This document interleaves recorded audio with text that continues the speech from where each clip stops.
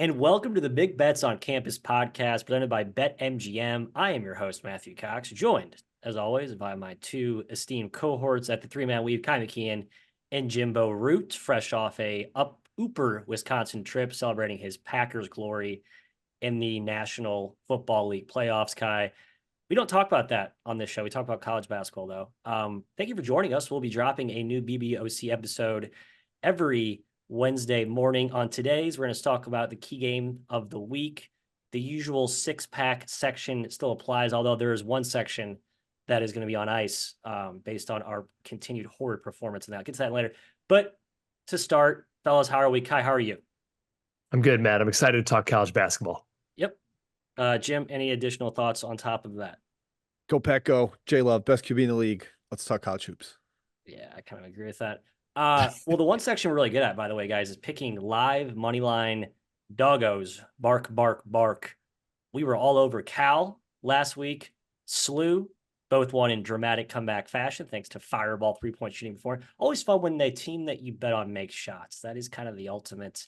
If you can find a model that predicts that, you'd be pretty good at this business. So yeah, we're going to try and keep our nose for those vintage home dogs out there as we kick off the live dog of the week section. A couple to consider, and I kind of stretched the envelope here on some longer shot dogs for sure, which I know you guys will probably throw in a few more realistic ones. But hear me out here. Wednesday, I got Rhode Island at St. Bonaventure, a road dog here, but the Bonnies don't seem that invincible, and Rhode Island's an absolute juggernaut right now with David Green back in the fold. I also circled Illinois State in the Valley hosting Drake, who has been awesome, but not as awesome away from home. We know the Valley is one of the stronger home courts conferences in college hoops. We'll actually talk about that at the end of the section today, getting to the conferences with the best and worst home courts to date. The Valley is up there for sure, home court. Thursday, South Florida at Memphis. Big swing here for the fences. I know Memphis will probably be laying 12-13 in this game, but they've not been as good at home when they're laying large margin.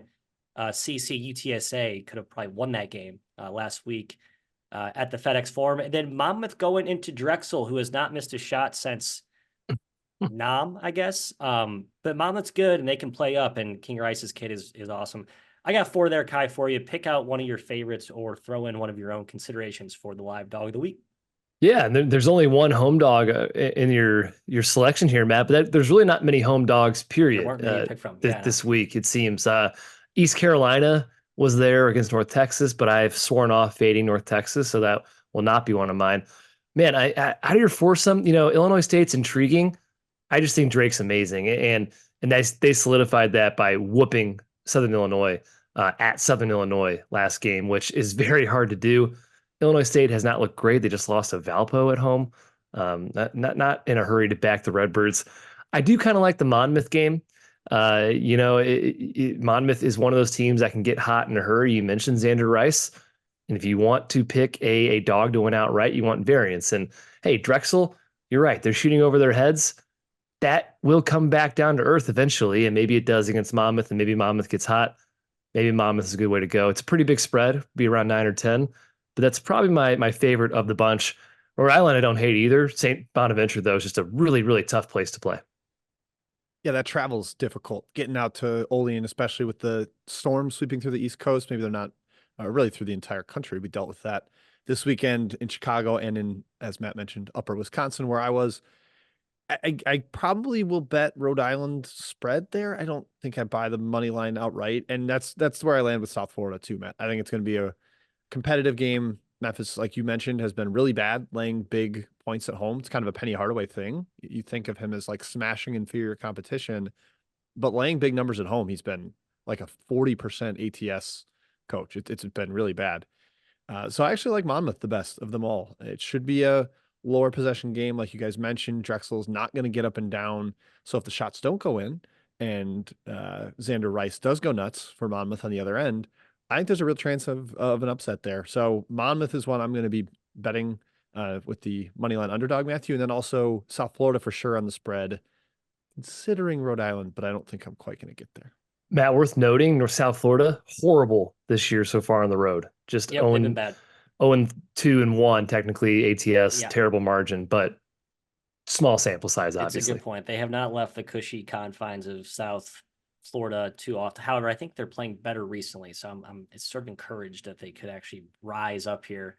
I am going to take that one as my long shot flyer, and then I'll beat my chest and shower confetti on myself when they win as a, get you 6 or 7 to 1, depending what the price is there. That's my only one of the week. I'm with Kai. There actually wasn't a very good batch for us to continue our surging 2-week win streak in these, I guess, especially in the home dog variety, which seems like it's been a pretty good, anecdotally, a very good bet this year with strong home court edge.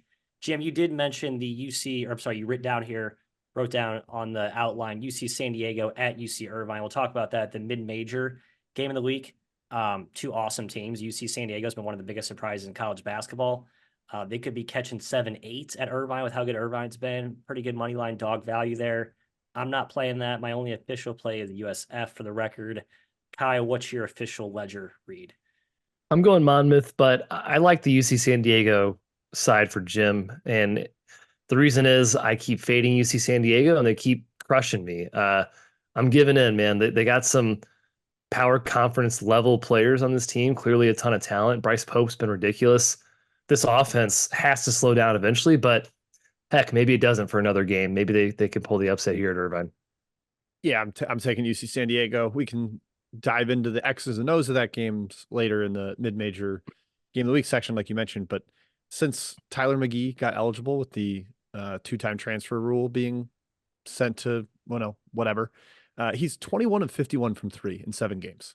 He's making 3 a game, 40%. He's a complete monster, and it's just really giving them the spacing they need around all the other personal action that they have with size and a great point guard in Pope, like I mentioned. I guess he's not really a point guard, but they've got weapons. That spread's too high. I think Irvine's a tad inflated, in my opinion. So yeah, UC San Diego, Monmouth, and I'm betting South Florida against the spread. Irvine also coming back from Hawaii. They'll have a week off, but still potential kind of a landmine type of spot that could arise there. Live dog of the week. Put that to bed, and now we have to waltz into the Blowout City section, which was just a horrid section for us last week. We almost feel like this is an obligation at this point because of how bad we've been identifying some of these blowouts. Miami, Florida lost at home to Louisville, which is actually more embarrassing than Colgate losing at home to Lafayette, although for that program standards, pretty head-scratching as well. The opposite of blowouts would have actually been good contenders in the moneyline dog section. So I try to keep this really simple in my candidates selected for this week. On Wednesday, Furman at VMI. Furman at VMI. Thursday, Hampton at Hofstra. Jim, I'll get to yours in a second here. Those two in particular, Hampton and VMI, I feel really good about those as fades because they play fast and they don't play any defense. And their opponents are really good opponents and I think built to blow bad teams out. Furman should be healthier on Wednesday. Slight chance they get Marcus Foster back. Probably not, but a slight chance he does return there would be a huge boost for that team. And then Hofstra, kind of consider them mini Alabama with their guard talent and their shot-making talent. Obviously sent one of their guards, Estrada, there this offseason, but could certainly beat Hampton in that porous defense by a million. Kai, thoughts on my 2 selections, or are we going to exile this section from the show outline entirely? I'm in favor of that choice as well. No, I like these. I do think last year we had Iowa, Eastern Illinois in this section, and Eastern Illinois, of course, beat Iowa. You're going to get that every now and then. I mean, Colgate hasn't lost a home game in like 2 or 3 years. That was clearly like a shocking result. I like the Furman VMI one, especially. Pegues and Williams have been back for Furman for, I think, 3 games, and they've covered at least 2 of those games. They look obviously way better, but really it's about VMI. They are just go right now in conference play. They played 95 possessions with Samford. That's almost impossible. There's 230 points in that game. I think Furman names its number. They'll score 100 in this game. Good enough for a blowout, whatever the spread's going to be, 20, 23, something like that. Slightly into Hofstra. So you actually might get a cheaper spread there. Yeah. Slightly into Hofstra as well. I wouldn't be surprised if that game was like tied at halftime because Hampton tends to do that against better competition. And then Hofstra just destroys them in the second half. So I like the Furman play better, Jim. Yeah, I'm with Matt. Both these teams are such big fades, VMI and Hampton, given their style. And I think you're catching favorites that are reeling a little bit. Hofstra's 1-3 in the Coastal, which is shocking, like one of the favorites. So I think they're going to be, not going to sleepwalk through that. They've lost 2 in a row. And then Furman, also preseason favorite in the SoCon, they started 0-2, limited by injuries, now getting healthier.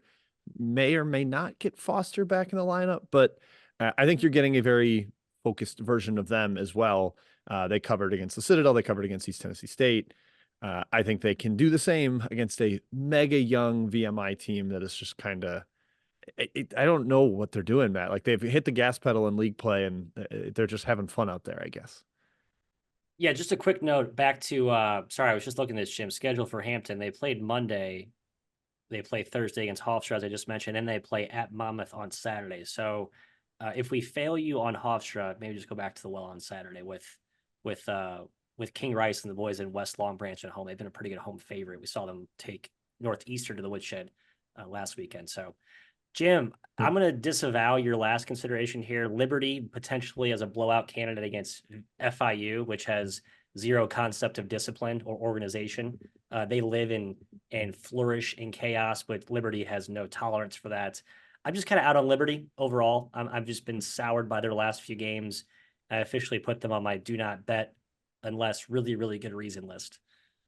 Here's a really, really good reason. They're 0-3 in the A-Sun. They're the preseason favorite, and they're playing a team that has no clue how to play against a disciplined. Wait, Conference USA, new conference this year. Yes, thank you. Thank you. Good catch. They lost to Jacksonville State, one of their old A-Sun foes that came with them. So that's got the A-Sun on my mind. I think it's a terrific spot to back Liberty. Just lost an OT on the road at Louisiana Tech. You're getting an angry back against the wall 0-3. Like, a good team being 0-3 is so rare. And they've got a team coming to town that if they can't get out in transition, they don't know what to do. I think Liberty beats them by 30. That's my pitch. I don't know if I'm gonna go back to that well again. We'll see. That concludes Blowout City. Hopefully we're poised for a bounce back there this week. Yeah, unless maybe you're crazy and want to bet the money lines of the ones we advised against. Because last week you would have printed money on Louisville and I like and Lafayette. That. I might do that myself, actually. Say as I do not as I said, sort of thing. All right, time for a few words from our sponsors. BBOC is proudly presented by BetMGM. Use bonus code ACTION when signing up to get $158 in bonus bets when you bet $5. Pretty good payout there. For new users in Arizona, Colorado, Illinois, Indiana, Iowa, Kentucky, Louisiana, Maryland, Massachusetts, Michigan, New Jersey, Ohio, Pennsylvania, Tennessee, Virginia, West Virginia, and Wyoming. Terms and conditions apply. Must be 21 or older. Gambling problem? Call 1-800-GAMBLER. And now a word from HelloFresh. A quick word from our sponsor, HelloFresh. With HelloFresh, you get farm fresh, pre-portioned ingredients and seasonal recipes delivered right to your door. Are you too sad for betting wildcard weekend underdogs to leave your house? No problem. HelloFresh, you can skip trips to the grocery store. And unlike betting unders, they make home cooking easy, fun, and affordable. That's why they're America's #1 meal kit. This time of year, everyone's looking to revamp their eating habits. Look to HelloFresh's wholesome options every week, like their protein smart recipes. People say a lot of things, but we know 2 things are always true. First is you can't rely on the passing game in windy conditions. Second, breakfast is the most important meal of the day, and HelloFresh agrees with both. In fact, they're giving all subscribers free breakfast for life. That means you'll enjoy a totally free breakfast item with every single HelloFresh delivery. So go to HelloFresh.com/BBOC free and use code BBOC free for free breakfast for life. 1 breakfast item per box while subscription is active. That's free breakfast for life at HelloFresh.com/BBOC free with code BBOC free. HelloFresh, America's #1 meal kit. And we're on to the power game of the week, the big bad Voodoo Daddy matchups, Mr. McKeon.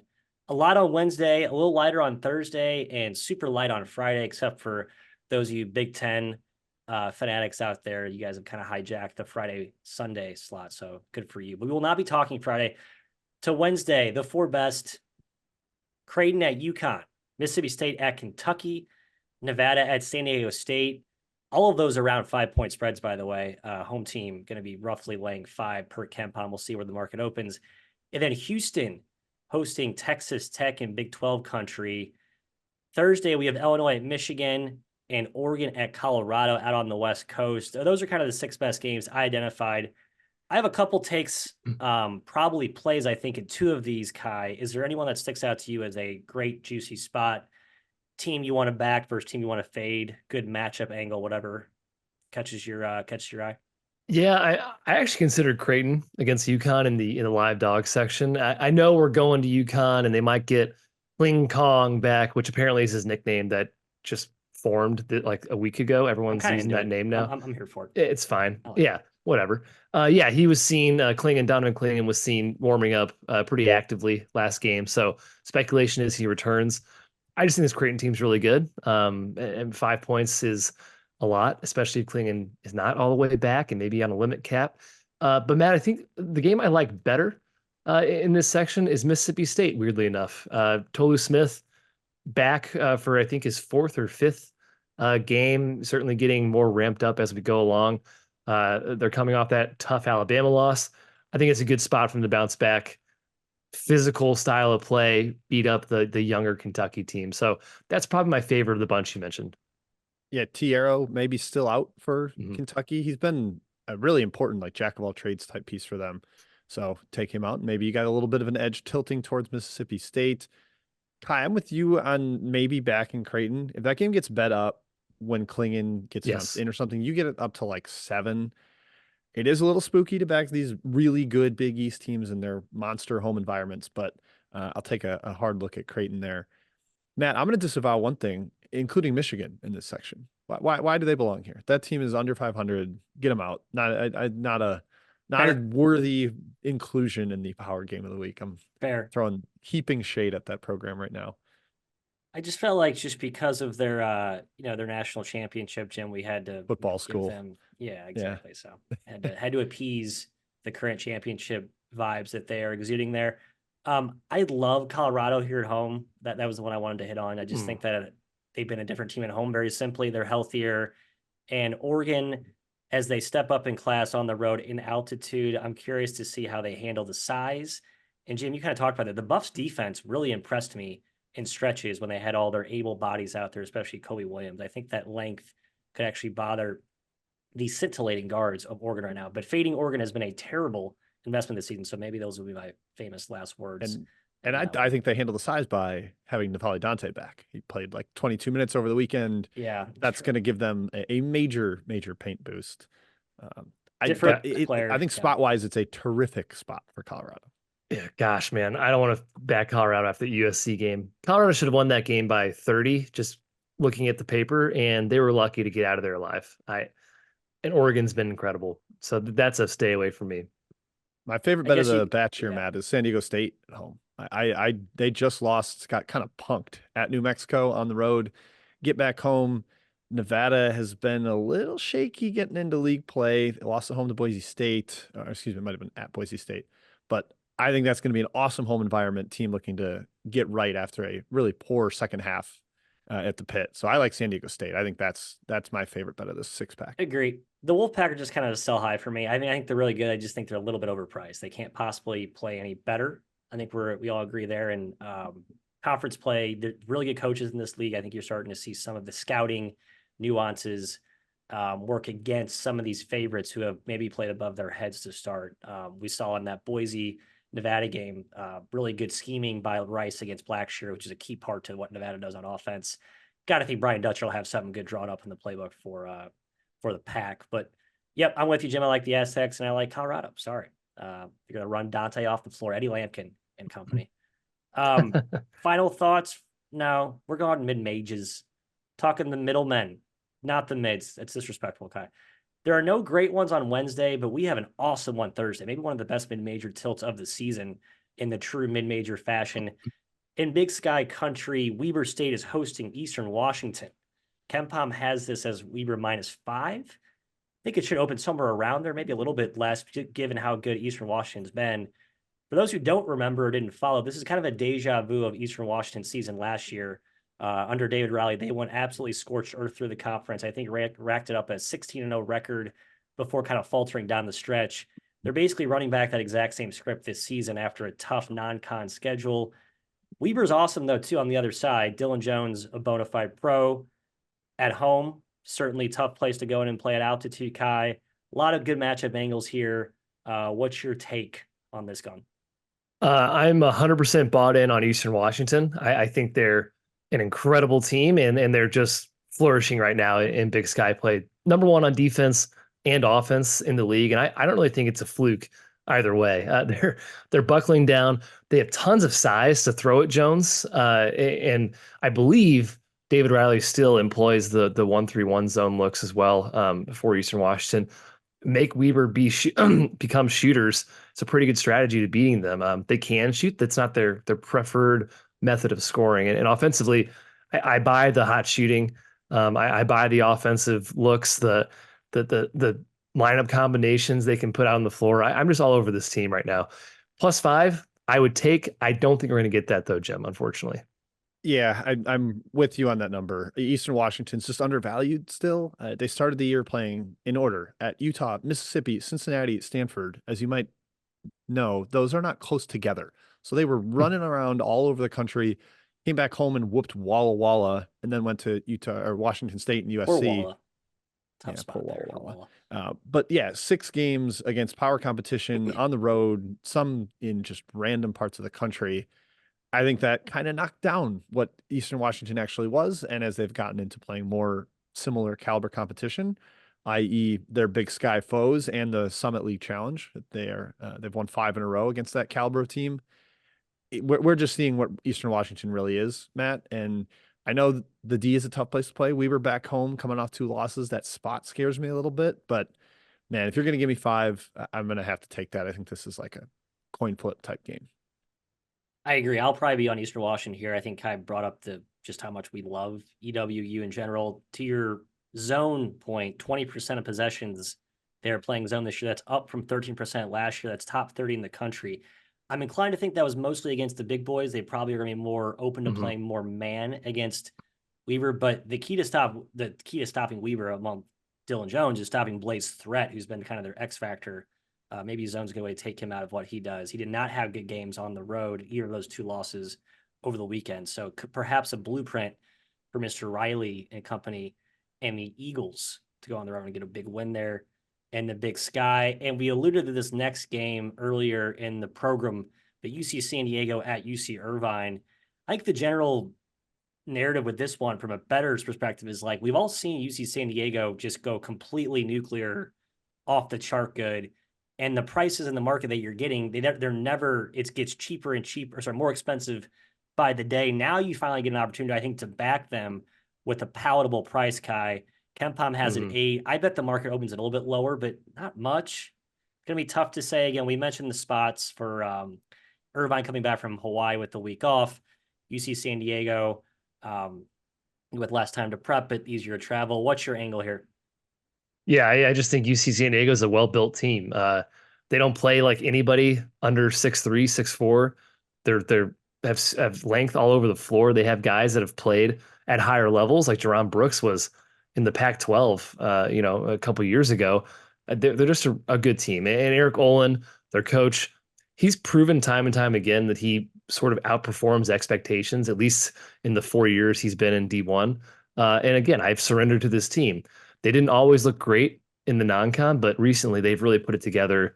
I don't want to step in front of them. And UC Irvine, well, I really like this team. And you're right, their freshman, Saren Saran, he's been fantastic this season, come out of nowhere.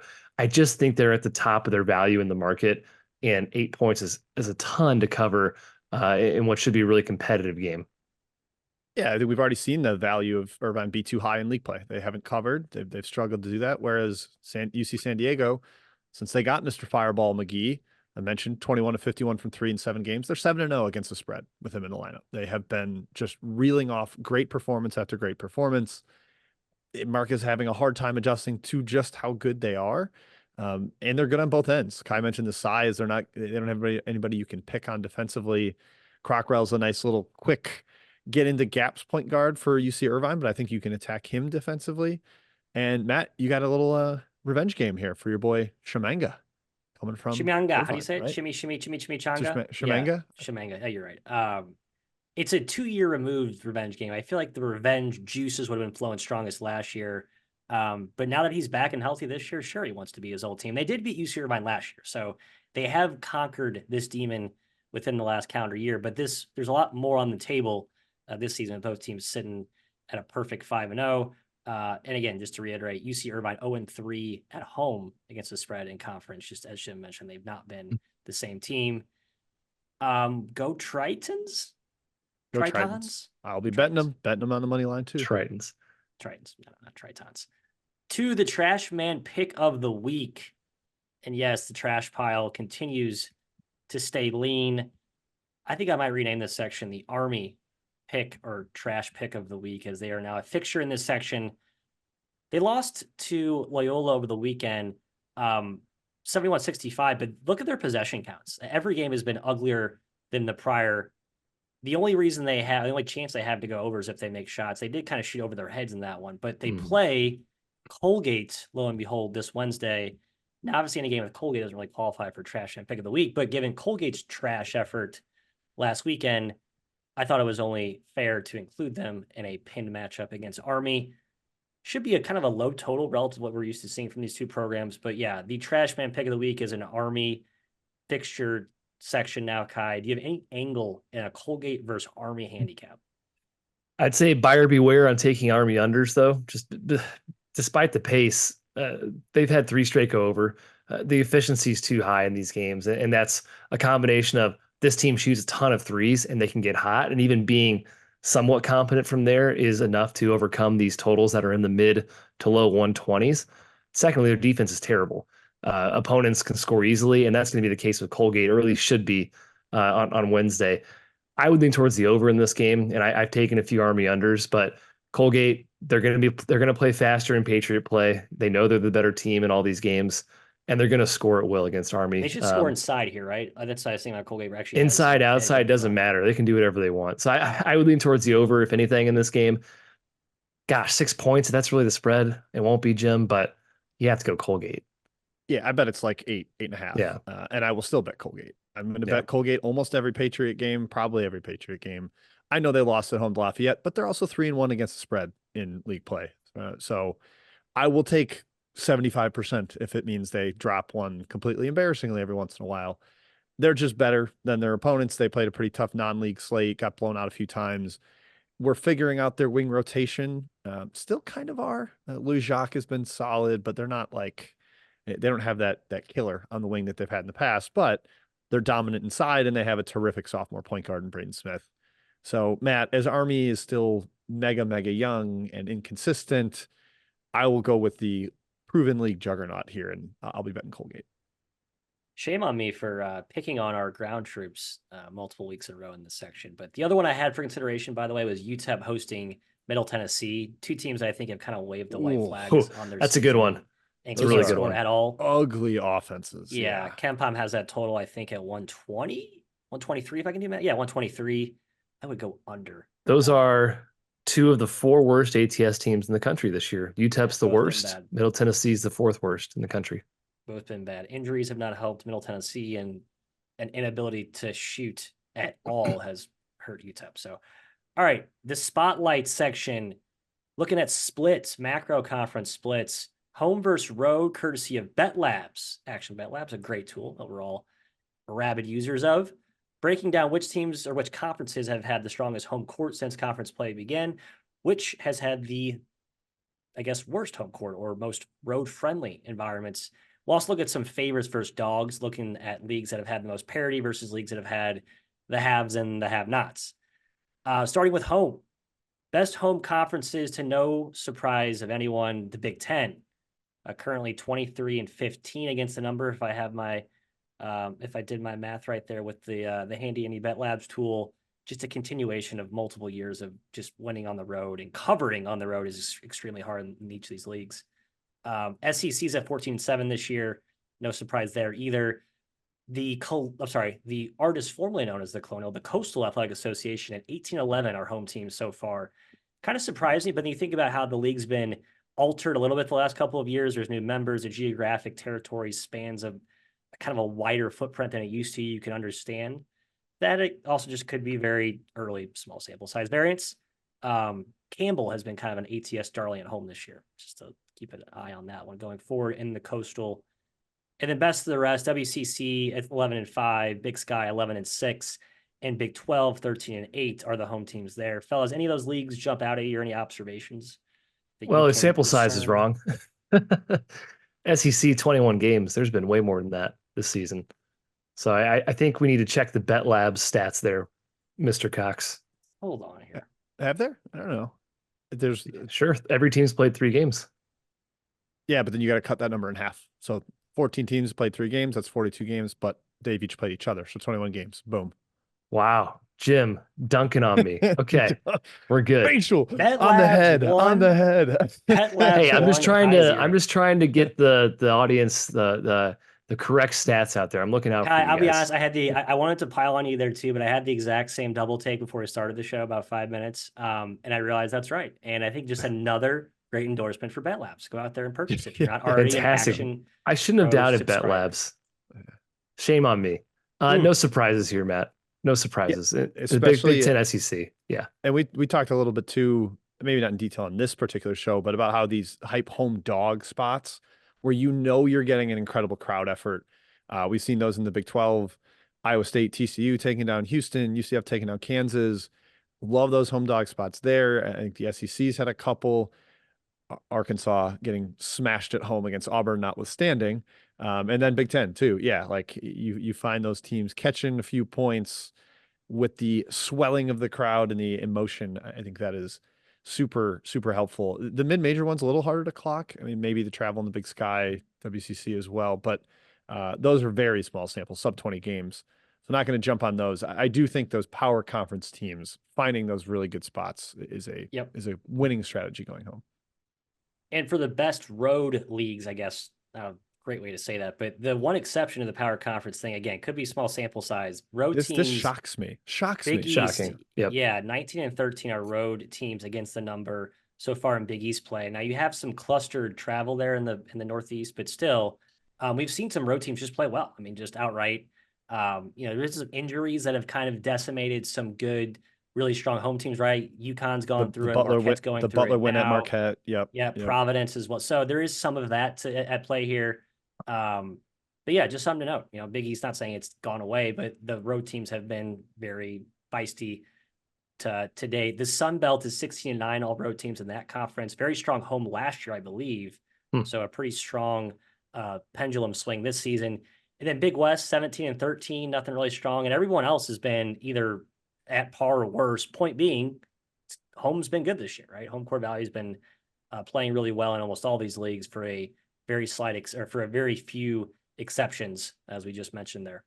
Does that continue, Matt, or do we feel like as you hit late January into February, is it more doldrums for the home teams and the crowds and the hype spots and the refs are getting used to getting influenced by crowds, or does the home continue to be strong through all that? Jim, I don't know. God dang it. I don't know. If you had the answer and if I had the answer, I certainly wouldn't be. It is sort of the market will adjust and probably maybe overbet it. Like we saw even this weekend, man, they bet every home team. Every home team. I mean, maybe not. And again, probably not enough in some cases. In February, I got to think the home could be even stronger, but the market will have maybe over adjusted by that point. Chasing trends is always a dicey and slippery slope. Do so at your own peril, but be aware of them so you're not caught blindsided when you've been betting road teams all year in the Big Ten and like, what the crap? Why am I not winning any bets on the Big Ten? Oh, well, that's why. Yeah. So that's sort of the context in which we share this stuff. It's on auto bet home teams. It's if you're on a road team, you better like them a lot. That's kind of. I would also try to contextualize just leagues and if it makes sense, right? The Sun Belt, the travel's kind of weird, but there's parity everywhere. Like all these teams are basically within an iota of each other. So I buy it. Big West, every team's in California.